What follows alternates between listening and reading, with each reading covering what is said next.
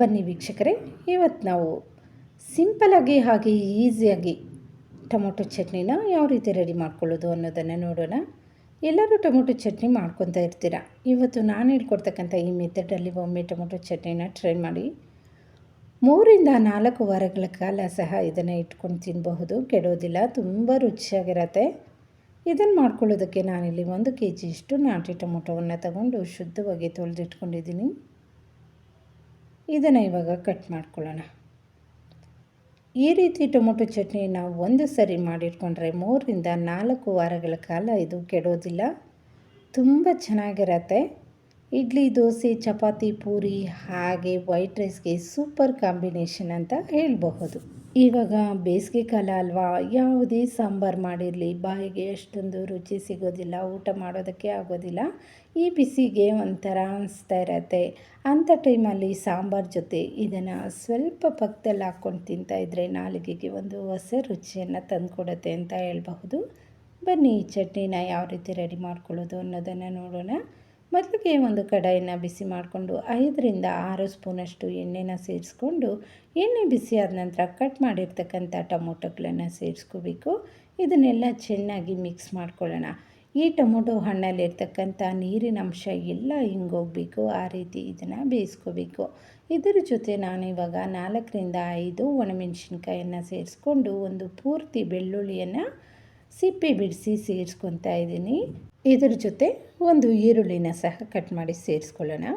ಇದೆಲ್ಲ ಮಿಕ್ಸ್ ಮಾಡಿ ಬೇಯಿಸ್ಕೊಳ್ಳೋದ್ರಿಂದ tomato chutney taste ಚೆನ್ನಾಗಿ ಬರುತ್ತೆ. ಇವಾಗ ಇದೆಲ್ಲವನ್ನು ಮಿಕ್ಸ್ ಮಾಡ್ಕೋಬೇಕು. ಈ ರೀತಿ ಚೆನ್ನಾಗಿ ಮಿಕ್ಸ್ ಮಾಡ್ಕೊಬಿಟ್ಟು ಇದ್ರ ಜೊತೆಗೆ ಸ್ವಲ್ಪ ಹುಣಸೆ ಹಣ್ಣನ್ನು ಸಹ ಸೇರಿಸ್ಕೊತಾ ಇದ್ದೀನಿ. ಆಲ್ರೆಡಿ ಇದು ನಾಟಿ ಟೊಮೊಟೊ, ಸ್ವಲ್ಪ ಹುಳಿ ಅಂಶ ಇರುತ್ತೆ. ಚಿಕ್ಕದಾಗಿ ಹುಣಸೆ ಹಣ್ಣನ್ನು ಸೇರಿಸ್ಕೊಂಡ್ರೆ ಸಾಕಾಗತ್ತೆ. ಇವಾಗ ಮುಚ್ಚಳ ಮುಚ್ಚಿ ಇದನ್ನು ಚೆನ್ನಾಗಿ ಬೇಯಿಸ್ಕೋಬೇಕು.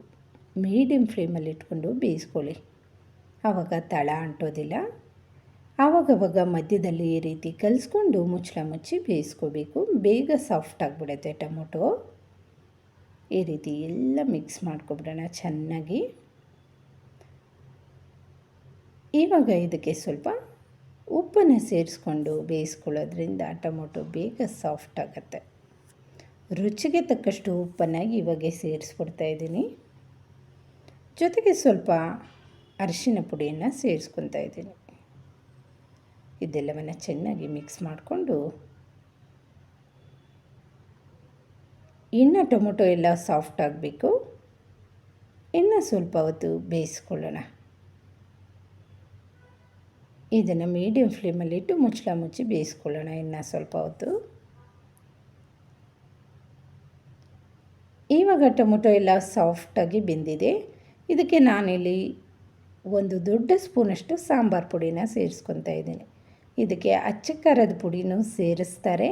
ಈ ರೀತಿ ಸಾಂಬಾರು ಪುಡಿಯನ್ನು ಸೇರಿಸಿ ಟೊಮೊಟೊ ಚಟ್ನಿನ ಒಮ್ಮೆ ಟ್ರೈ ಮಾಡಿ, ತುಂಬ ಸಖತ್ತಾಗಿರುತ್ತೆ ಟೇಸ್ಟು. ಸಾಂಬಾರು ಪುಡಿ ಹಾಕಿದ್ಮೇಲೆ ಚೆನ್ನಾಗಿ ಇದನ್ನು ಕಲಿಸ್ಕೊಂಡು ಗಟ್ಟಿಯಾಗೋವರೆಗೂ ಬೇಯಿಸ್ಕೋಬೇಕು. ಇವಾಗ ಇದೆಲ್ಲ ಗಟ್ಟಿಯಾಗಿದೆ, ನೀರಿನ ಅಂಶ ಎಲ್ಲ ಹೋಗಿದೆ. ಇದು ತಣ್ಣಗಾಗಲಿ.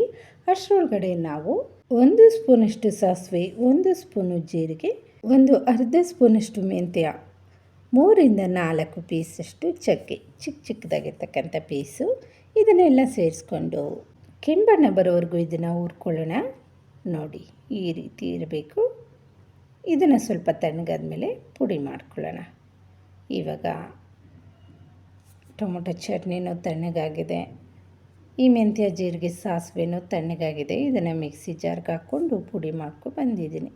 ಅದೇ ಮಿಕ್ಸಿ ಜಾರ್ಗೆ ಟೊಮೊಟೊಗಳನ್ನು ಬೇಯಿಸಿಟ್ಕೊಂಡಿದ್ರಲ್ವ, ಅದನ್ನು ಸೇರಿಸ್ಕೊಂಡು ರುಬ್ಕೊ ಬಂದುಬಿಡೋಣ. ಇದಕ್ಕೆ ನೀರೇನು ಸೇರಿಸಿ ರುಬ್ಬಕ್ಕೆ ಹೋಗಬಾರ್ದು. ಈ ರೀತಿ ಗಟ್ಟಿಯಾಗಿ ಇದನ್ನು ರುಬ್ಕೊಬರಬೇಕು.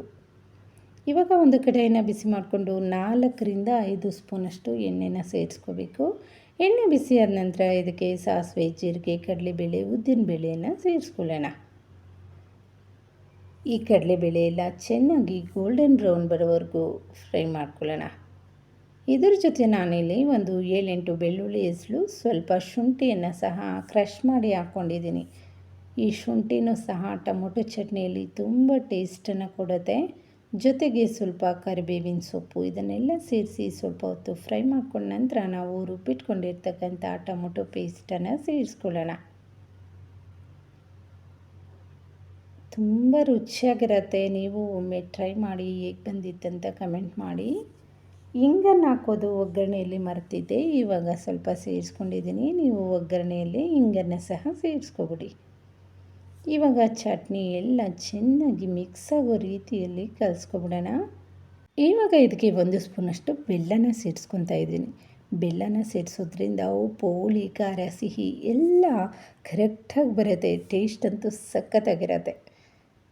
ಚೆನ್ನಾಗಿ ಬೆಲ್ಲ ಕರ್ಕೋವರೆಗೂ ಇದನ್ನು ಮಿಕ್ಸ್ ಮಾಡ್ಕೊಬಿಡೋಣ. ಚಟ್ನಿ ಸ್ವಲ್ಪ ಹೊತ್ತು ಬೇಯಬೇಕು ಎಣ್ಣೆಯಲ್ಲಿ. ಎಣ್ಣೆ ಅಂಶ ಎಲ್ಲ ಮೇಲೆ ಬರಬೇಕು. ಲಾಸ್ಟಲ್ಲಿ ಇನ್ನೇನಪ್ಪ 2 ನಿಮಿಷದಲ್ಲಿ ಚಟ್ನಿ ರೆಡಿ ಆಗುತ್ತೆ ಅನ್ನೋ ಟೈಮಲ್ಲಿ ನಾವು ಮಾಡಿಟ್ಕೊಂಡಿರ್ತಕ್ಕಂಥ ಮೆಂತ್ಯ ಜೀರಿಗೆ ಹಾಗೆ ಸಾಸಿವೆ ಪುಡಿನ ಸೇರಿಸ್ಕೋಬೇಕು.